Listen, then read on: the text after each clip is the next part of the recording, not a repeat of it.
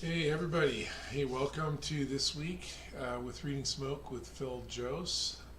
We're going live this week, and as always, when it's live, as opposed to recorded, you're welcome to get in and get on the chat. If you got your notifications set when I go live, you'll obviously get a notification from YouTube, and then you can tune in. So my throat's a little froggy today, so I've got some water here. I hope you forgive me if I have to clear it or something, but hopefully everything's good out there.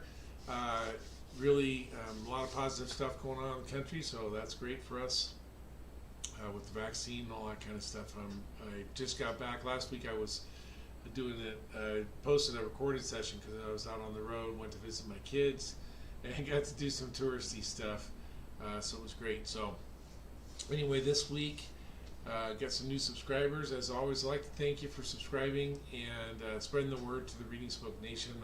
Put this content out there for everybody. It's free content. If you're using it for training or something like that, I'd love a comment. I'd love to get that kind of feedback, that either you're training yourself with it or using it to train your company or whatever. If you can give me some comments or even send me a PM, that'd be great. You can find me here. You can find me at the SBSK site, or you can find me pretty easily on Facebook or on my website, which is ignitionpointtraining.com, right, with the WW's in front. Hey, this week, shout out to the new subscribers, Michael or Mikkel, I'm not sure which, Nelson. Sorry if I butchered that, Michael, but Jeremiah Lozier, D. Roper, and Michael Dural. Thank you guys for streaming. Thank you guys for checking me out and helping spread the word to the Reading Smoke Nation. As always, I'd like to thank, this is Nancy Carl Ferguson is who posted this video onto Facebook for us to use. And whenever we're looking at Reading Smoke, we're always looking at volume, velocity, density, color, and we're trying to get our eyes off of the fire and read the smoke. And we can see here, even in the still photo right at the beginning, we're seeing pretty significant smoke on both sides as they start getting set up. And we'll start playing the video here so that we can, I'm going to get rid of the volume though. It's there's a lot of good commentary and stuff here. But we're focused on reading smoke, volume, velocity, density, color, and what do you see going on? What does it mean to you? And I'm gonna pull it back and run it again because it's pretty easy to get stuck on watching what the screw's doing, watching the flame. And what we really want to do is get out here and look around, right? And see what's going on. So let's pull it back and give it another go. And we wanted to see this. This early on, we got smoke coming out from the cracks in the seams here. Hey Jason, welcome aboard. Jason just hopped in the chat. Glad you're here, Jason. Thanks for tuning in. So we definitely have smoke coming out, cracks and seams, the door over here. So there's definitely pressure from here. It looks to me like this is a separate occupancy, although if you were on scene here, you would know for sure. But that means this fire is pushing up and across, and it's already into the structural void spaces in this old occupancy. Remember, when we're looking at these, we want to read the smoke and read the building, right? So commercial, residential, right? So we definitely are, with apartment buildings, we can pretty much, if we look at whether or not there's someone inside with apartment buildings, pretty much 24 hours a day, 365 days a year, right? So it's certain that there's people exposed here. And as we look at this, we know that the fire is already starting to extend into some browns and some filtered grays over here. And we only got a quick view of that, which is why I wanted to stop it there. Open window here, nothing coming out. A little bit of a crack window there, nothing coming out. But this doorway, right? That's the doorway. Looks probably, maybe a little bit of a landing, but probably leads directly into the hallway on floor number 2, which is our occupied spaces. And there's a lot of smoke, right? High volume, turbulent, pretty thick in the gray and brown in there, right? So some filtering, some direct access, and some preheating going on there as the smoke transitions. Right, so as they get their fire attack going underway, we definitely want to understand that we're going to see, with application of water, we're going to see copious volumes of white, right, as that steam production. We're going to want to look at these other areas, right, and retake our inventory periodically and see what's going on there. Okay, now we're starting to see some from the cracks and seams around these windows, right? That's probably coming up through the wall, not from the unit out. And we've seen that in a couple other videos recently where when it's coming out around the cracks and seams of windows like that. I'm going to pull it back just a little, right? So we're getting a little bit around these cracks and seams with earlier smoke here and much heavier smoke down here, the volume and velocity. So significant velocity to get it across into these void spaces, a lot of energy and coming out, and then it pushes up. And so what I think is going on here is not that the occupied space is pressurized with a lot of smoke and it's pushing out around the cracks and seams from there, but rather that as it works its way across the building, it's coming up, right? So we know it's in the void spaces, which we're gonna have to chase all that stuff down later. In fact, got a comment on the YouTube page about how long they were here digging stuff out in Overhaul, and I think that's indicated right here. If we weren't able to get a fire attack on this right away, we would definitely see extension over into these spaces as well as vertically, right? But that's what's going on there. And we're going to lose our picture here for just a minute, which is okay. Sometimes you got to think about the fact that when you're on the scene, it's not like you're just standing there watching the smoke, right? You're going to be working, you'll be moving, laying lines, forcing doors, all that kind of stuff. You're only going to get periodic times to look at it unless you're in a command position where you can see the building, right? Which was my own preference, was to be able to see the building, but sometimes that's just not possible if you're going to maintain good command and control. You just can't get to where you can necessarily see, but this is my own personal way of doing it. But see copious volumes, right? This is now clean, pristine, dissipating white. As a little bit of gray and a little bit of smoke mixed in there, but mostly white from the steam. And so right after fire attack is one of those times when I like to look at the building. So in the Seattle Fire Department, when I worked there, now obviously here you can see it, right? You can see the fire attack take place and you can see the immediate outcome. Right? One of the things that I loved was in Seattle, when the crew was inside, when they would open the line and start flowing water, they would make a radio transmission, "We have water on the fire," right? And that's all that's doing is telling everybody on scene, hey, we think we're in position and we think we're making a direct attack on the fire.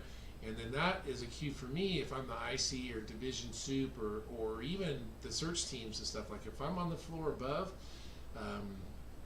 then I should anticipate relatively quickly that the temperatures are going to start going down. If they're killing it on the fire attack and I'm on the floor above, then my temperature should quit going up. I mean, it might go up a little bit more still, but if it continues to go up, then there's disconnect there, right? In this case, if you're standing outside, you can see this fire attack underway, and you can see the copious volumes of white. If the fire attack was taking place a little more remote, what I'd want to see is a change in the color and the VVDC, primarily the color of smoke coming out of the building, if it's working. And when we can see it like we see it here, what we're looking to do is, again, get off of this, right? We know what's going on here, what's going on at this door, and what's going on over here at the doors from these other occupancies and from the windows up above. And that's where we want to direct our attention to see what the change is there. And what we're hoping for is a decrease in DVDC and really not a decrease in color, I guess, as much as it's a change from black, right? From black to versions of gray down into the white, right? If the color holds, if the pressure increases, if the color changes worse, it goes from brown to black, then you know you have an independent fire working, that the current fire attack is not getting a handle on. Okay, but in this case, we're going to see really a pretty good change. Almost nothing coming out from right at the base of those windows anymore. A little bit from the cracks and seams over there, and lot less, right? A lot less over here. But look at that, boom, white smoke coming out of that, steam coming out of that doorway, which that's great, right? Because we know now that there's not this high volume of really toxic, thick black smoke pushing up into the stairwell and into the occupancies via the hallway, right?